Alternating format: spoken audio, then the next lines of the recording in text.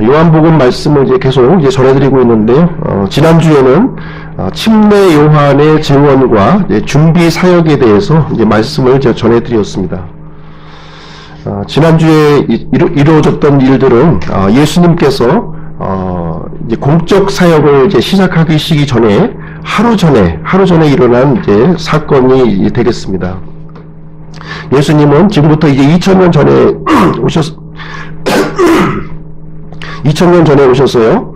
3년 반의 공생애를 사셨습니다. 30년간의 사적인 생애를 사셨고 3년 반의 이제 공생애 사역을 이렇게 진행하셨는데 공생애 사역하기 하루 전에 그 일을 지난주에 우리가 살펴보았고요. 오늘은 공생애를 이제 시작하는 이 첫걸음이 이제 됩니다. 그 첫걸음에 이제 어떤 일이 일어났는지 그 내용을 함께 이제 살펴보는 시간을 갖도록 하겠습니다. 지난주에는 이제 침례 요한이 이제 메시의 전령으로서 이제 이 땅에 이제 오셨는데요. 그리고 예루살렘에서 온 유대인들과 함께 만나는 그 장면을 지난 시간에 이제 말씀을 해드렸습니다. 이 유대인들, 예루살렘에서 파견된 이 유대인들은 침례 요한에 대해서 이제 궁금한 점들이 많이 있었던 거예요. 그래서 여러 가지 이제 질문 공세를 이제 퍼붓는 장면이 지난주에 이제 기록이 되어 있는데요. 당신이 메시아냐? 당신이 그리스도냐, 당신이 엘리야냐, 이렇게 또 왜 어찌하여 침례를 주느냐 이렇게 질문하는 장면을 우리가 살펴보았습니다. 여기에 대해서 침례 요한은 이제 단호하게 답변을 했죠. 나는 메시아도 아니고 엘리야도 아니다 이렇게 답변을 했습니다. 그렇지만 너희 가운데 지금 메시아가 서 계신다 이렇게 선포를 했습니다. 침례 요한이 이제 메시아를 맞이하면서 활동한 지역이 어디냐면 베다바나라고 하는 지역이다 이렇게 말씀을 이제 드렸습니다. 거기에서 회개의 메시지를 선포했고요, 물침례를 이렇게 베풀었습니다. 이제 오늘 이야기는 마침내 이 침례 요한 앞으로 예수님이 이제 나타나시는 장면을 이제 우리가 기록을 하고 있는 것입니다. 29절 말씀 한번 보시겠습니다. 29절. 다음 날 요한이 예수님께서 자기에게 오시는 것을 보고 이르되 세상 죄를 제거하시는 하나님의 어린 양을 보라 이렇게 이제 얘기를 하고 있습니다. 다음 날 이렇게 얘기하는 거예요. 다음 날 침례 요한이 예루살렘에서 온 그 사절단과 대화를 했던 것은 어제의 일이고요. 이제 오늘 이제 그 다음 날 얘기를 이제 해주고 있는 것입니다. 예수님을 보자마자 이제 침례 요한은 세상 죄를 제거하시는 하나님의 어린 양을 보라 이렇게 외쳤습니다. 개역 성경에 보시면 세상 죄를 지고 가는 하나님의 어린 양을 보라 이렇게 기록이 되어 있습니다. 침례 요한 앞에 나타난 예수님의 모습은 과연 어떤 모습이라고 생각을 하십니까? 세상 죄를 짊어 가는 이렇게 고단한 모습의 예수님이라고 생각을 하십니까? 아니면 세상 죄를 제거하시기 위해 나타나신 위풍당당한 하나님의 어린 양으로 이렇게 보십니까? 예수님은 억지로 끌려 나오신 분이 아니세요. 죄와 자신의 몸을 이렇게 바꾸시기 위해서 자원해서 지금 메시아로서 이 땅에 이제 오신 것입니다. 마가복음 10장 45절 말씀해 보시면 사람의 아들은 섬김을 받으러 오지 아니하고 도리어 섬기며 자기 생명을 많은 사람의 대속물로 주려고 왔느니라 이렇게 기록을 하고 있습니다. 30절부터 34절까지의 말씀은요, 29절 지금 이제 말씀에 배경이 되는 말씀이에요. 배경이 되는 말씀입니다. 현재 상황을 지금 얘기하고 있는 것이 아니고요, 침례 요한의 과거의 그 증언을 다시 한번 반복해서 지금 얘기를 해주고 있는 것입니다. 하나님의 어린 양으로 나타나신 이분이 어떤 분이신가 하는 것들을 다시 한번 상기시켜주는 그런 말씀이 되겠습니다. 30절부터 34절까지 제가 한번 읽어드리겠습니다. 30절. 내가 말하기를 내 뒤에 오시는 분이 있는데 그분께서 나보다 앞서신 것은 그분께서 나보다 먼저 계셨기 때문이라 하며 언급한 분이 곧 이분이라. 그래서 예수님을 어떻게 언급하고 있냐면요, 앞서신 분, 먼저 계셨던 분, 이렇게 두 가지 방식으로 표현을 해주고 있습니다. 앞서신 분이라고 하는 것은 무슨 얘기냐면 능력과 신분에 있어서 뛰어나신 분이시라는 거예요. 그리고 먼저 계셨던 분이라고 하는 것은 예수님은 침례 요한보다 6개월 뒤에 출생하셨어요. 그럼에도 불구하고 먼저 계셨다 이렇게 얘기하고 있는 것은 예수님의 영원성을 지금 얘기를 해주고 있는 것입니다. 예수님은 능력과 신분에 있어서 뛰어난 분이시며 영원하신 분이시다 이렇게 이 침례 요한은 소개를 해주고 있는 것입니다.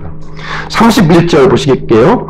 내가 그분을 알지 못하였으나 그분이 이스라엘에게 나타나야 하므로 내가 와서 물로 침례를 주노라 하니라.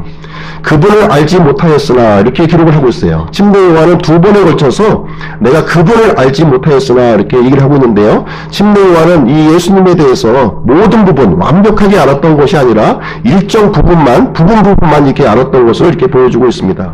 그래서 물침례를 이렇게 물침례를 진행함을 통해서 예수님을 이스라엘 땅에 소개하는 일을 진행하고 있다 이렇게 얘기를 해주고 있는 것입니다. 32절 보실게요. 32절부터 34절 보시겠습니다.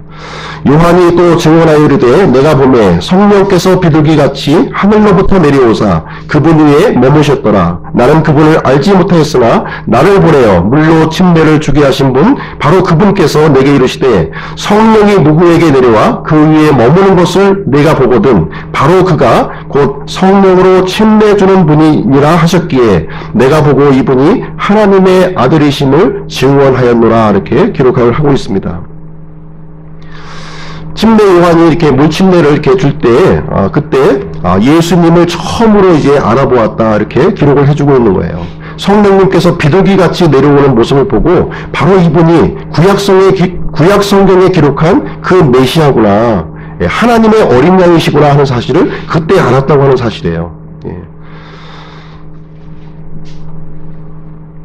이때부터 이제 침례 요한은 이 메시아가 오셨음을, 육체를 입고 이 땅에 오셨음을 이스라엘 전역에 이제 선포를 하기 시작을 했습니다. 그래서 침례 요한은 자신을 소개하기를 어떻게 소개했느냐면요, 광야에서 외치는 자의 소리라는 거예요. 광야에서 외치는 자의 소리, 곧 자신이 스피커라고 지금 얘기를 하고 있는 겁니다. 스피커의 역할로서 이제 메시아가 나타나셨다고 하는 것을 스피커로 이스라엘 전역에 선포하기 시작을 했던 것입니다. 침례를 받으신 예수님은 이제 성령님의 인도를 받아서 이제 광야로 이제 들어가게 됩니다. 광야로 들어가요. 40일 동안 마귀의 시험을 이제 받으시게 되는 장면을 우리는 이제 알고 있습니다. 사람으로서 받아야 될 모든 시험을 여기서 받으신 거예요. 육신의 정욕, 안목의 정욕, 인생의 자랑에 관련된 인생의 모든 시험을 40일 동안 다 받으셨습니다. 하나님은 시험을 받지 않으신다는 말씀을 알고 계시죠? 예. 예수님은 시험을 받으셨습니다. 예수님이 이 시험을 받으신 것은 하나님으로서 받은 것이 아니라 사람으로서 받으신 거예요. 사람으로서 마귀의 시험을 받으셨다는 것을 얘기해주고 있습니다. 예수님이 받으시는 시험은 대단히 중요한 시험입니다. 하나님의 어린 양으로서 이 땅에 오셨는데 이 어린 양의 이 조건이 무엇이냐면 가장 큰 조건이 깨끗해야 되는 거예요. 흠이 없어야 됩니다. 40일 동안 마귀의 시험을 받으시면서 예수님이 죄가 없으시고 흠이 없으시는 분이라고 하는 사실을 명확하게 이렇게 제시를 해 주신 것입니다. 그래서 이 침례 요한은 예수님을 하나님의 어린 양이다 이렇게 소개를 해주고 있는 것입니다. 첫 번째 아담은요, 에덴 동산에서 이제 마귀의 시험에 실패를 했어요. 그러나 마지막 아담으로 오신 예수님은 마귀의 시험에서 승리를 한 모습을 우리에게 보여주고 있는 것입니다.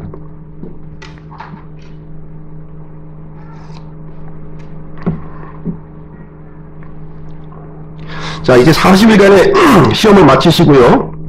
이제 예수님은 이제 어디로 오시게 되냐면 침례 요한이 사역하고 있는 장소, 그 베다바라로 오는 장면을 우리는 이제 오늘 본문의 말씀을 통해서 살펴볼 수가 있는 것입니다. 이때 침례 요한은 예수님을 보고 하나님의 어린 양을 보라 지금 이렇게 외치고 있는 것입니다. 예수님은 하나님이시요 동시에 어린 양이시다 이 얘기를 우리에게 해주고 있는 것입니다. 예수님 하나님의 어린 양이라고 하는 것은 영원하다는 거예요. 영원하신 분이시고 반면에 희생 헌물이 되는 어린 양에 해당된다고 하는 사실을 우리에게 보여주고 있습니다.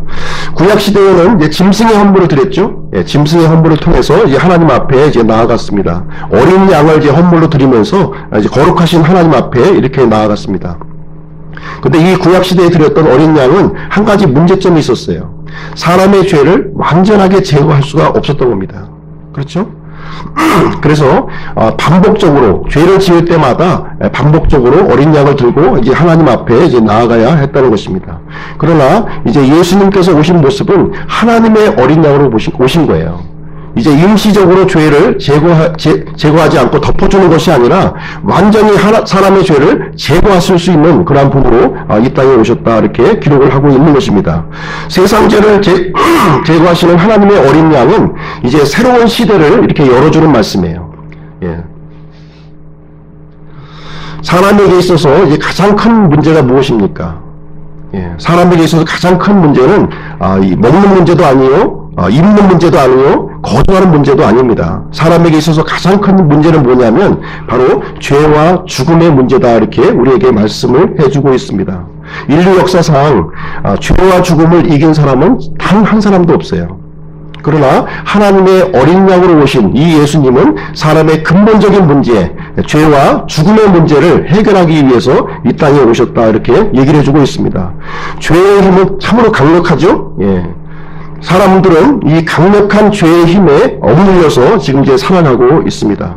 그러나 이 하나님의 어린 양으로 오신 이 예수님께서 이 문제를 해결하시려고 하는 것입니다. 로마서 5장 12절 말씀을 보시면요, 한 사람으로 말미암아 죄가 세상에 들어오고 죄로 말미암아 사망이 들어왔나니 이와 같이 모든 사람이 죄를 지었으므로 사망이 모든 사람에게 임하였느니라, 이렇게 기록을 하고 있습니다.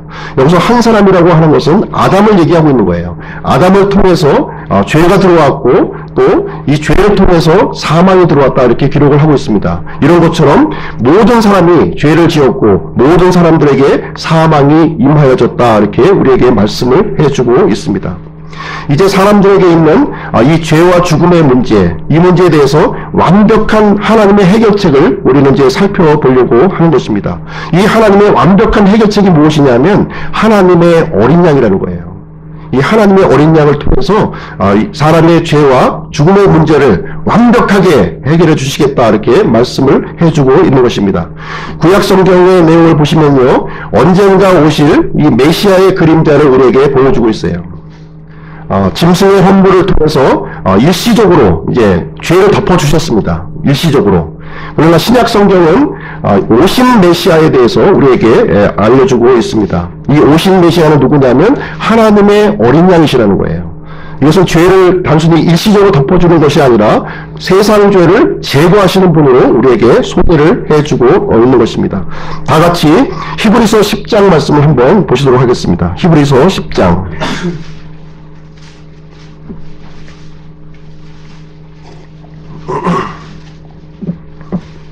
히브리서 10장 1절 말씀입니다. 예, 한 목소리로 같이 읽으시겠습니다. 시작. 율법은 다가올 좋은 일들의 그림자는 가지고 있으나 그 일들의 형상 그 자체는 아니므로 그들이 해마다 계속해서 드린 그런 희생물들로는 거기로 나아오는 자들을 결코 완전하게 할 수 없느니라, 이렇게 기록되어 있습니다. 율법은, 구약 성경은 이렇게 이해하고 있는 것입니다. 구약 성경은 그림자로 가득 차 있다는 거예요. 예.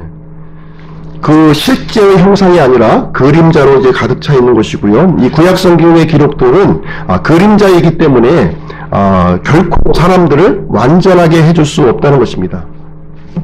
그 얘기를 해주고 있는 것입니다. 그래서 구약 성경을 살펴보시면 이제 하나님의 어린 양으로 오신 이 어린 양에 대한 그림자들로 가득 차 있는 모습이 이제 우리는 살펴볼 수가 있는데요. 오늘 이제 오전 시간에는 하나님의 어린 양에 대해서, 구약 성경에 나타나 있는 하나님의 어린 양에 대해서 구약 성경 전체를 우리가 살펴보면서 그 그림자를 한번 살펴보기를 원하는 것입니다. 그래서 말씀의 제목을요, 이번 주와 다음 주 이제 두 주에 걸쳐서 진행을 하게 될 텐데요. 하나님의 어린 양 파트 1으로 이제 말씀을 전하도록 하겠습니다.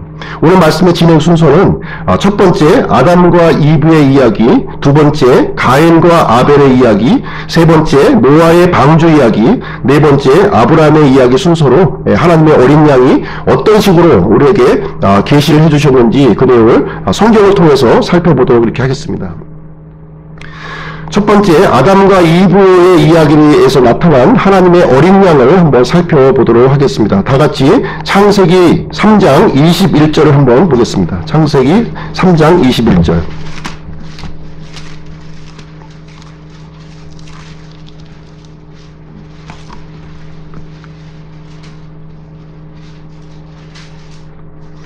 같이 읽으시겠습니다. 시작. 주 하나님께서 또한 아담과 그의 아내에게 가죽옷을 만들어 입히시니라.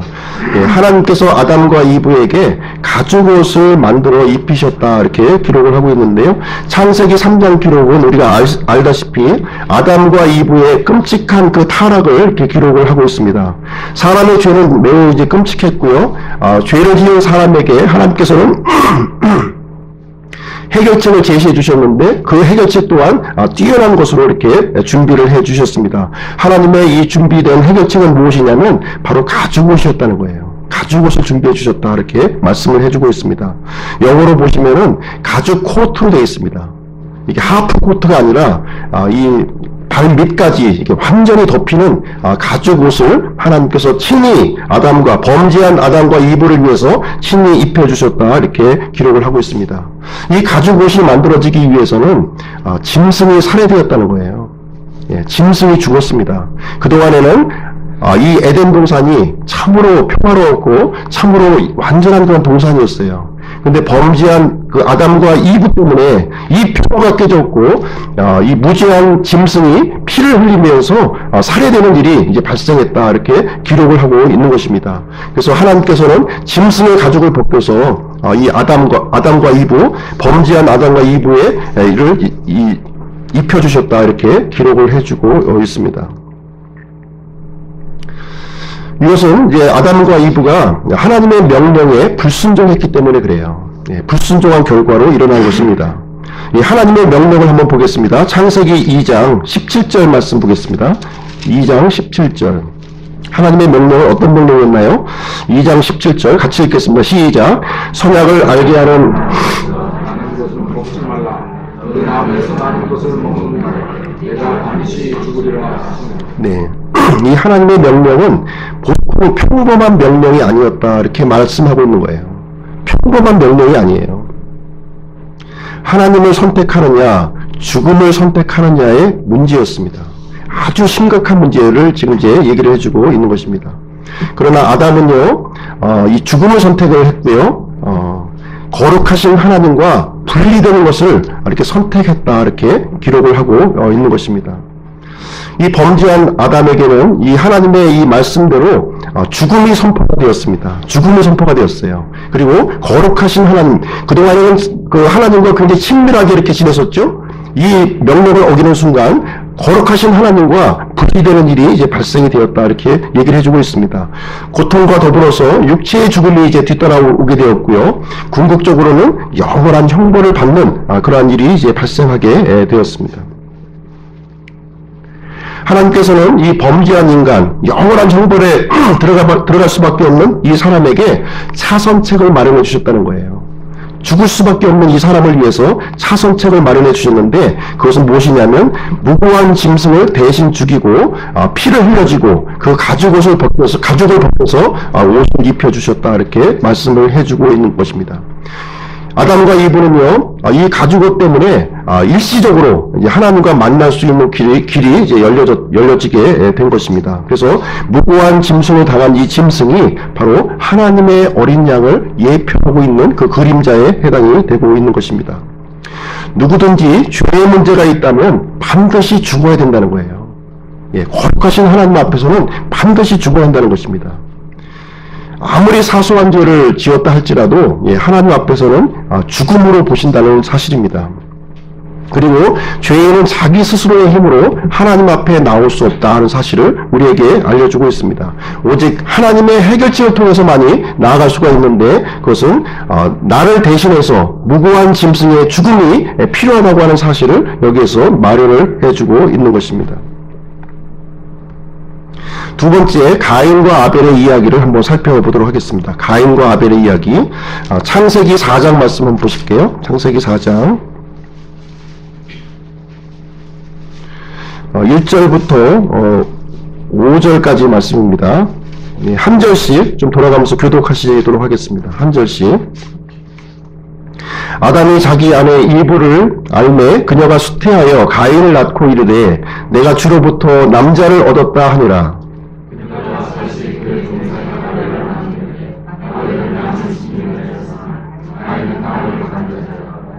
시간이 흐른 뒤에 가인은 땅의 열매 중에서 주께 헌물을 가져왔고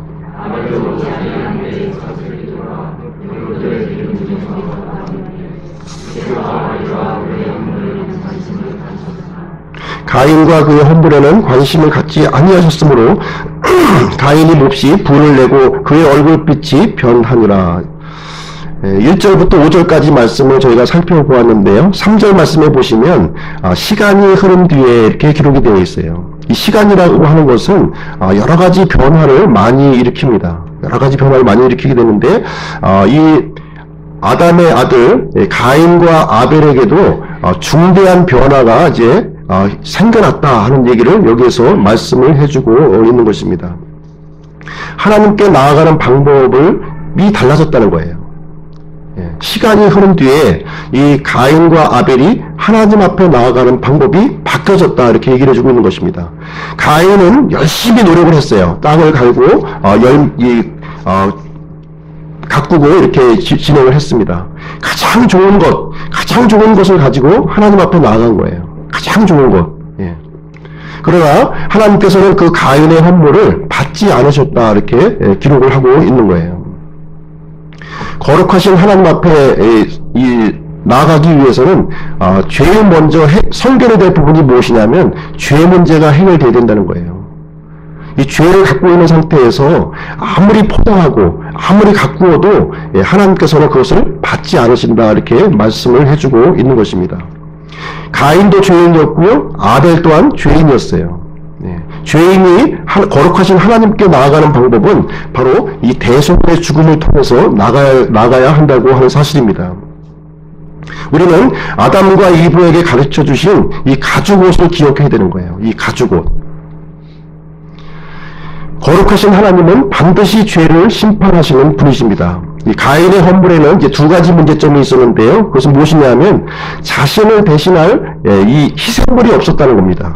두 번째는 하나님의 방법으로 나아가지 아니하고 사람의 방법, 자신의 생각으로 하나님 앞에 나아갔다 이렇게 얘기를 해주고 있습니다. 이것은 아담과 이브가 이제 범죄한 이후에 무화과 나무의 포로 앞치마를 해 입은 것과 그 유사점을 우리는 발견을 할 수가 있는 것입니다.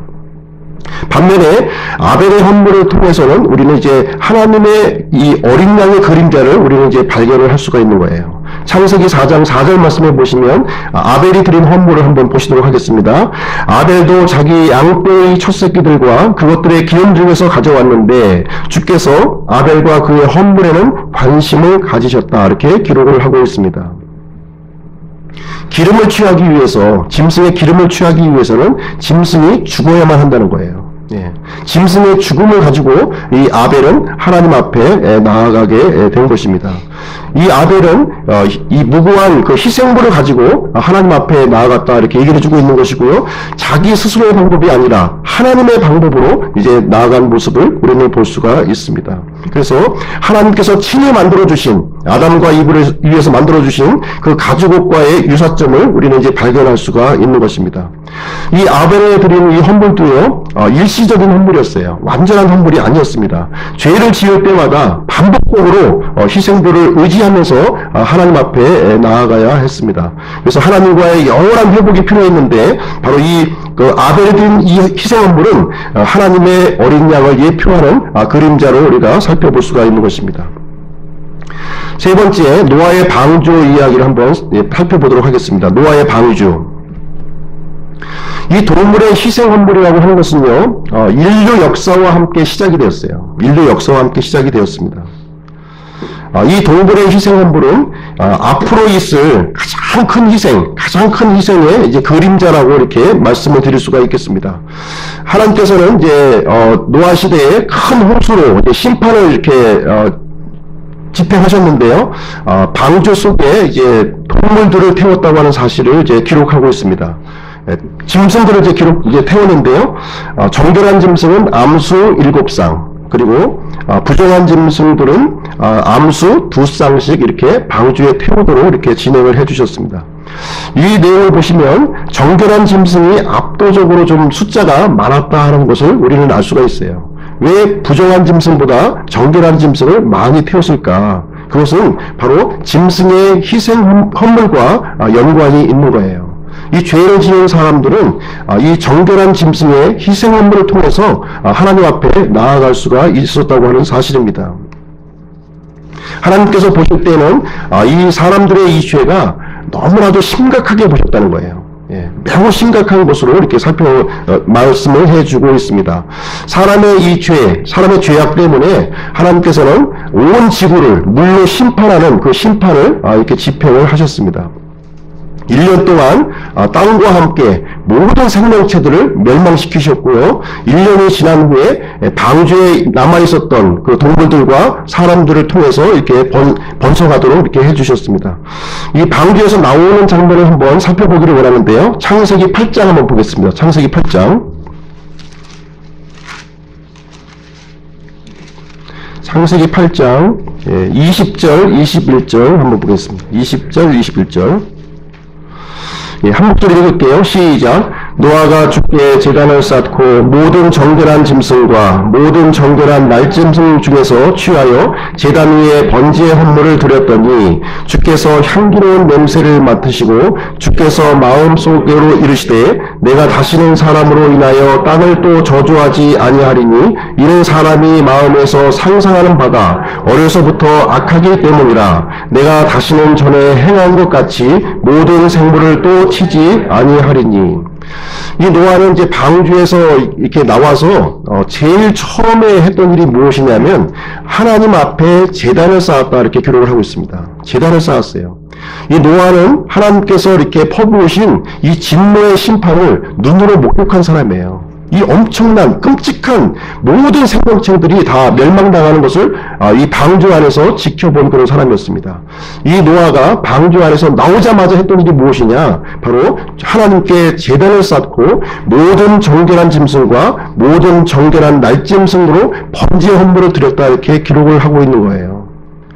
한두 마리를 한 게 아니라 엄청난 수의 그 짐승들을 태우고 또 태우고 또 태우는 일을 한 겁니다. 이 하나님의 이 진노의 심판이 너무나 컸기 때문에 거기에서 벗어날 수 있는 길은 바로 이 짐승의 희생헌물인 것을 알았고요. 그 희생헌물을 통해서 하나님과의 관계 회복을 이렇게 진행했던 모습을 알 수가 있습니다. 거룩하신 하나님은요, 절대로 죄를 그냥 지나쳐 넘어가시는 분이 아니시라고 하는 사실을 우리가 이해를 할 필요가 있습니다. 우리 하나님을 믿는 사람들은 이 죄의 심각성을 분명하게 이해를 해야 돼요. 우리가 만약에 하나님을 선택했다면 우리 절대로 죄 중에 거해서는 안 된다고 하는 사실이에요. 만약에 우리가 죄를 선택했다면요, 하나님의 이 진노의 심판이 우리에게 있다고 하는 사실을 우리는 이제 깨달아야 한다고 하는 사실입니다. 노아의 홍수 시대에 이 홍수는요, 이 사람들의 죄 때문에 발생한 사건이 이제 됩니다. 온 세상에 하나님의 심판이 임했고요, 모든 생명체들이 땅과 함께 멸망당한 참혹한 일이 이제 생겨난 것입니다. 그러나 안전한 장소 한 군데가 있었는데 바로 방주 안이 이제 안전했다 이렇게 기록을 해주고 있는 것입니다. 노아는 죄인이었죠. 분명히 하나님 앞에 죄인이었지만 그 안전한 장소, 이 방주 안으로 들어가서 하나님의 이 저주의 심판으로부터 보호를 받을 수가 있었습니다. 노아 시대의 구원의 길은 바로 방주였어요. 오늘날 구원의 길은 무엇입니까? 예수 그리스도시에요. 그래서 방주는 곧 예수 그리스도의 모형이라고 하는 사실을 우리는 이제 알 수가 있는 것입니다. 오늘날 거룩하신 이 하나님, 죄를 싫어하시고 죄를 저주하시는 하나님 앞에서 이 안전한 장소가 있는데 바로 우리의 구원자 예수 그리스도 안이 이제 안전하다 이렇게 말씀을 해주고 있는 것입니다. 로마서 8장 1절 말씀 한번 보겠습니다. 로마서 8장 1절 신약 성경을 오셨어요. 로마서 8장 1절.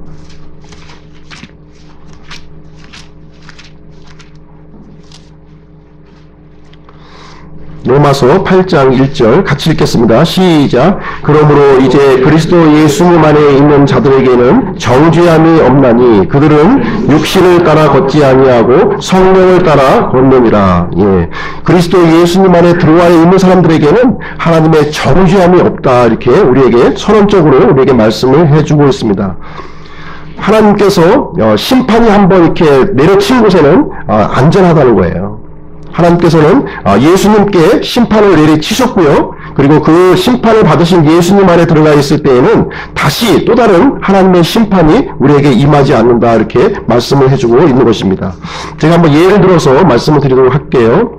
어떤 사람이 이제 산에 이제 캠핑을 하기 위해서 이제 산으로 이렇게 갔습니다. 산으로 갔는데, 근데 이제 주변에서 산불이 일어난 거예요. 예, 산불이 일어나서 자기 있는 쪽으로 이제 바람이 이제 불어가지고 불길이 자기 쪽으로 이제 번지기 이제 시작을 했습니다. 그래서 이 사람은 이 산불로부터 자신을 보호하기 위해서 하나의 이제 행동을 이제 취했는데요. 무엇이냐면 반대편에서 이렇게 불을 또 지른 거예요. 산불이 이제 저쪽 멀리서 지금 오고 있는데 이 반대편 쪽에서 산불을 이제 또 이제 같이 이렇게 냈습니다. 그리고 이제 그 불탄 지역, 불탄 지역에 들어가서 이렇게 머물러 있었던 거예요. 이 불이 이제 지나갔는데요. 이 불이 지나가는데 불탄 지역에는 다시 또다시 지나가지 않는다는 거예요. 그렇기 때문에 불탄 지역에 머물러 있던 이 남자는 그 산불로부터 이제 보호를 받았던 그 내용을 우리는 이제 보게 되는 것입니다. 하나님의 심판이 한번 내리쳐진 곳에는 바로 안전하다고 하는 사실이에요. 하나님께서는 예수님에게 모든 저주의 심판을 내리치셨어요.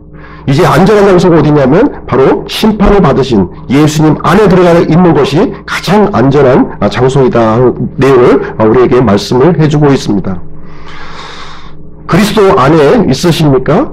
아니면 그리스도 밖에 계십니까? 예, 방주 안에 계십니까? 아니면 방주 밖에 있습니까? 영원한 생명을 갖고 계십니까? 아니면 하나님의 진노가 여러분과 함께 있습니까? 요한복음 3장 36절에 보시면요. 요한복음 3장 36절 한번 보겠습니다. 요한복음 3장 36절.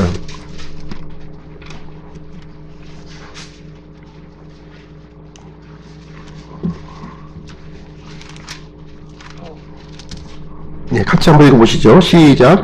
아들을 믿는 자에게는 영존하는 생명이 있고 아들을 믿지 않는 자는 생명을 보지 못하며 도리어 하나님의 진노가 그 위에 머물러 있느니라. 예, 아들이라고 하면 바로 예수 그리스도를 얘기하시는 거죠. 아들을 믿는, 예수님을 믿는 자에게는 영존하는 생명이 있다는 겁니다.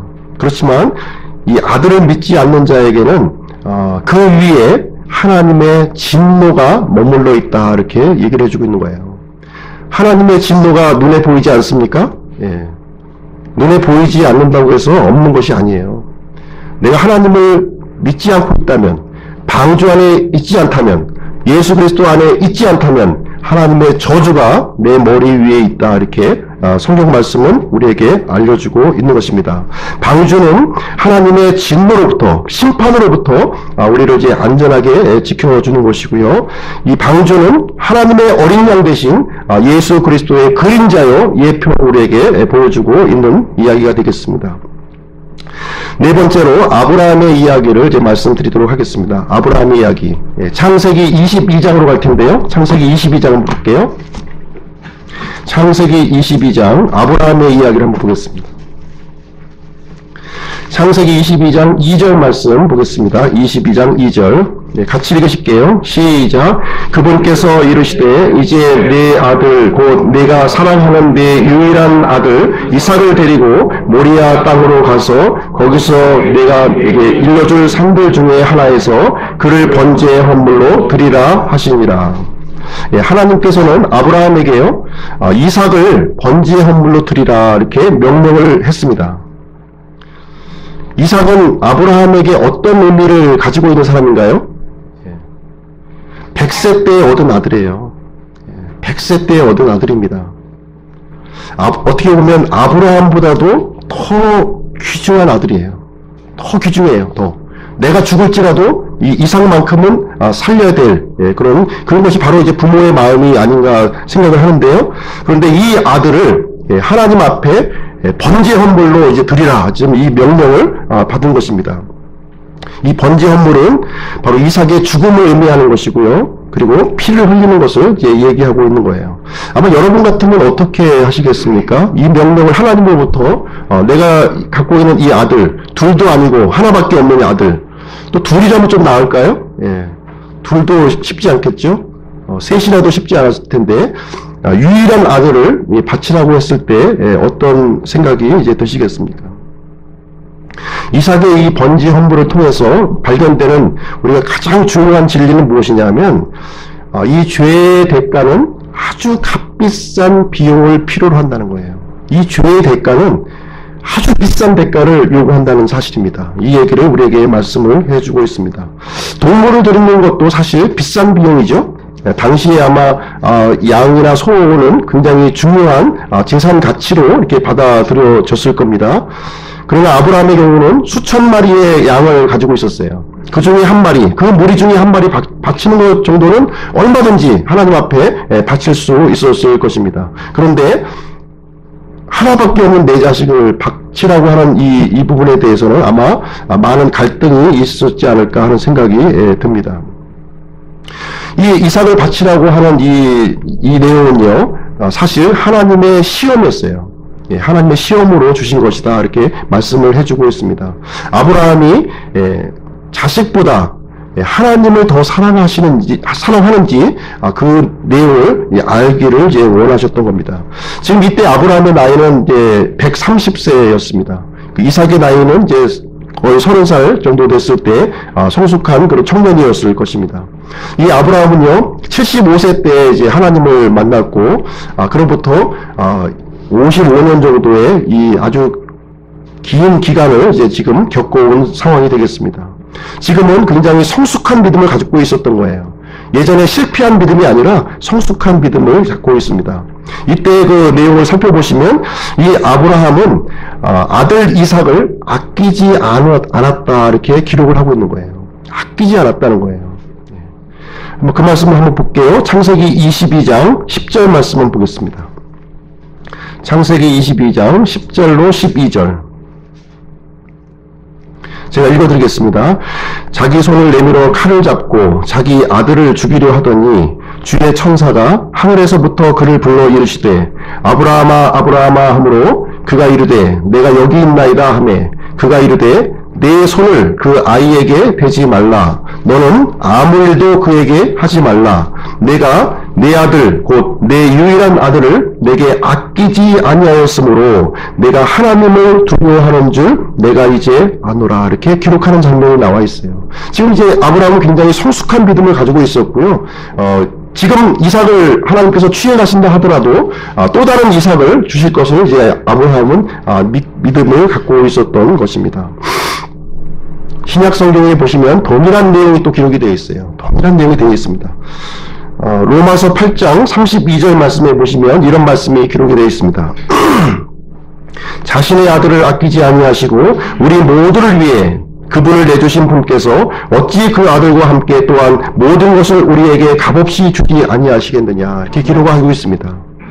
하나님 아버지께서도 이 아들 하나님을 이렇게 아끼지 아니하시고 십자가에 내주셨다 이렇게 기록을 해주고 있는 것입니다. 사람의 죄 문제를 해결하기 위해서 하나님께서는 값비싼 대가를 지불하셨다는 거예요. 우리를 위해서 가장 비싼 것을 이렇게 내주셨다 이렇게 기록하고 있습니다. 아들 하나님인 예수 그리스도를 십자가에 내주셨다 이렇게 해주고 있습니다. 한 가지 이해를 다시 한번 이해를 돕기 위해서 말씀을 드리도록 하겠습니다. 도개교 이야기인데요. 도개교 이야기. 한쪽 다리가 이렇게 들려지는 이렇게 다리가 있습니다. 우리나라에도 보면은 부산에 이제 영도대교가 있어요. 영도대교. 배가 지나갈 때는 이제 다리가 교량이 이제 들려지고요. 다시 이제 배가 지나가고 난 뒤에는 다시 이제 원위치시켜서 이제 열차라든가 자동차가 지나갈 수 있도록 하는 다리가 바로 이제 도개교라고 하는 다리가 되겠습니다. 이 도개교에서 일하고 있었던 어떤 한 이제 남자의 이야기를 이제 말씀드리려고 하고 있는데요. 다리 위로는 이제 열차가 이렇게 지나다녔고 다리 밑으로는 이제 배가 지나가고 있는 그런 이제 상황이 되겠습니다. 그래서 이 남자는 다리를 이렇게 들어올리고 내리는 그러한 이제 역할을 이제 진행하고 이제 있었습니다. 그런데 어느 날 자신의 아들이 이 톱니바퀴에서 놀고 있는 모습을 이제 발견을 한 거예요. 톱니바퀴에서 놀고 있을 뿐만 아니라 이 아들의 옷자락이 톱니바퀴에 또 이제 이렇게 걸려 있는 모습을 이제 발견하게 되었습니다. 그런데 한편 그 시점에 이제 열차가 또 이제 들어오고 있는 그런 상황이 이제 되겠습니다. 그래서 이 남자는 빨리 이제 선택을 좀 해야 되는 그런 상황에 이제 놓여져 있는 거예요. 두 가지 선택을 이제 할 수가 있었는데요. 아들을 구하든가 아니면 열차를 구하든가 이제 둘 중에 하나를 선택해야 되는 이런 결정적인 순간에 이제 놓이게 되었습니다. 아들을 만약에 구하기로 선택을 한다면 이 열차에 타고 있었던 많은 사람들이 이제 목숨을 이제 잃게 되는 일이 이제 발생하게 되는 것이죠. 반면에 이 열차에 타고 있는 사람들을 이제 구하게 되면 자신의 아들은 이 기아에 눌려져서 부서지게 되는 그런 상황에 이제 놓여지게 되어 있는 것입니다. 이런 상황에서 이 남자는 어떤 선택을 했을까요? 기차에 타고 있었던 사람들을 이제 구하기로 결정을 한 것입니다. 자신의 이 사랑했던 이 자식을 희생하기로 이렇게 결정했던 이야기가 있습니다. 그래서 이 이야기는요, 세상 사람들을 이제 구원하기 위해서 자신의 아들을 아끼지 아니하시는 하나님의 그 모습, 그 일면을 우리에게 보여주는 이야기가 이제 되겠습니다. 우리 창세기 22장 7절 한번 보겠습니다. 창세기 22장 7절 8절. 창세기 22장 7절 8절. 제가 읽어드릴게요. 이삭이 자기 아버지 아브라함에게 말하여 이르되 내 아버지여 하니 그가 이르되 내 아들아 내가 여기 있노라 하매 그가 이르되 불과 나무를 보거니와 번지의 헌물로 쓸 어린 양은 어디 있나이까 하니 아브라함이 이르되 내 아들아 번제의 헌물로 쓸 어린 양은 하나님께서 자신을 위하여 예비하시리라 하고 이처럼 그 두 사람이 함께 가서 이렇게 번제 헌물을 드리러 가는 장면을 기록하고 있는데요. 이 내용은 앞으로 있을 그 내용들을 이제 그림자로 우리에게 보여주는 사건이 되겠습니다. 이삭이 이제 아버지 아브라함에게 이제 질문을 합니다. 뭐라고 질문하냐면 불과 나무에 있는데 번제를 드리기 위해서 불과 나무에 있는데 번제의 헌물로 쓸 어린 양은 어디 있느냐 지금 이 얘기를 이제 물어보고 있는 거예요. 그러니까 아브라함이 대답하기를 뭐라고 대답하냐면 하나님께서 자신을 위하여 예비하시리라 이렇게 기록을 해주고 있는 것입니다. 하나님께서 어린 양을 친히 준비하시겠다 이런 말씀이 되는 거예요. 이것을 이제 다른 뜻으로 또 이렇게 말씀을 이제 바꿔서 드린다면은 하나님 자신이 어린 양이 되시겠다 이런 말씀이에요. 창세기 22장 13절 말씀해 보시면 하나님께서 예비하신 이제 순양이 나오는 장면을 볼 수가 있어요. 이제 아브라함이 이삭을 이렇게 죽이려고 하는 그 순간에 이렇게 제지를 하고 하나님께서는 숲으로 걸린 순양을 이렇게 준비를 해 주셨습니다. 13절 14절 제가 한번 읽어드릴게요.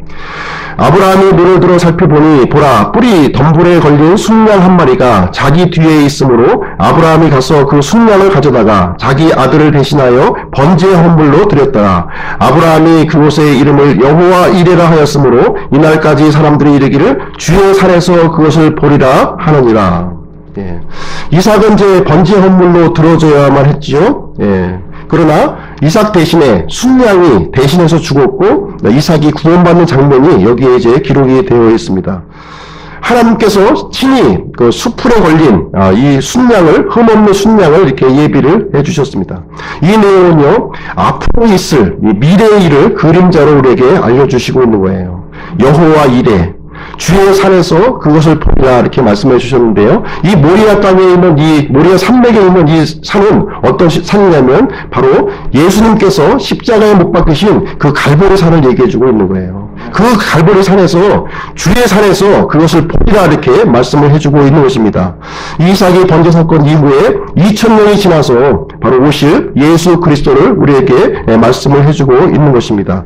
하나님께서는 모든 인류의 대성물로 참된 순양을 예비해 주시겠다 이렇게 말씀을 해주고 있는 것입니다. 하나님의 어린 양을 보내주시겠다고 하시는 건데요.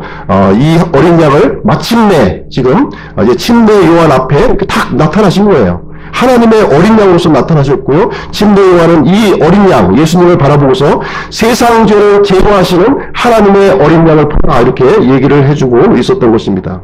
우리는 아담과 이브의 이야기를 통해서 하나님께서 친히 만들어 주신 그 가죽옷에 대한 이야기를 우리는 살펴보았습니다. 그리고 가인과 아벨의 이야기를 통해서 가인이 드렸던 그 헌물에 대한 것을 우리는 살펴보았고요. 노아의 방주 이야기를 통해서 하나님께서 만들어 주신 그 구원의 방주를 우리가 살펴보았습니다. 또 아브라함의 이야기를 통해서 독생자 예수 그리스도의 그림자를 우리는 살펴보았습니다. 하나님의 이 어린 양은 구약 성경을 통해서 우리에게 그림자로 이렇게 우리에게 알려주셨습니다. 이 그림자는 실체가 아니에요. 이 그림자의 역할은 무엇이냐면 실체가 존재한다는 사실을 우리에게 알려주고 있습니다. 매 독수리의 그림자를 우리가 본다면 독수리가 하늘에 있다고 하는 사실을 우리가 알 수가 있는 것입니다.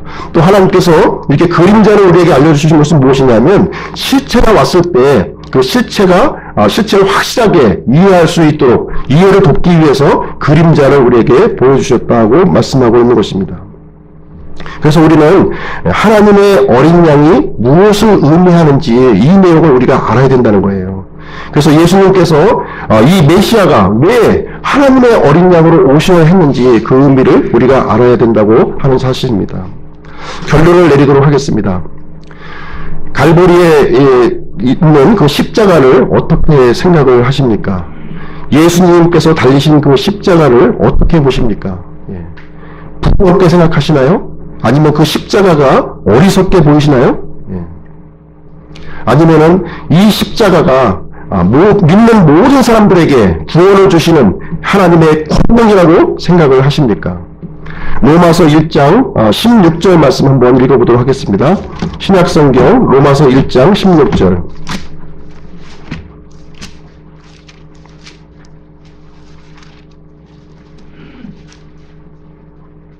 네, 한 목소리로 같이 읽겠습니다. 시작.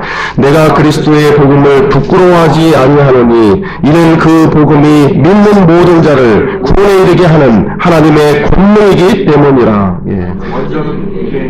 또한 헬라인 그리스도에게 십자가를 부끄러워하시면요 구원을 받을 수가 없어요. 십자가 부끄러워하시면 구원을 받을 수가 없습니다. 십자가를 또 어리석게 생각을 하시면 구원을 받을 수가 없는 거예요. 이 십자가는 구약 성경에서 우리에게 알려주신 바와 같이 하나님의 지혜요 하나님의 권능이라고 우리에게 말씀을 해주고 있습니다. 이 십자가의 이 권능을 통해서 우리가 구원을 받게 된다 이렇게 말씀을 해주고 있습니다. 그래서 하나님의 권능을 누리시는 우리 기쁨 침례교회 성도님들 한 분 한 분들이 되시기를 간절히 기원합니다. 기도하고 마치겠습니다.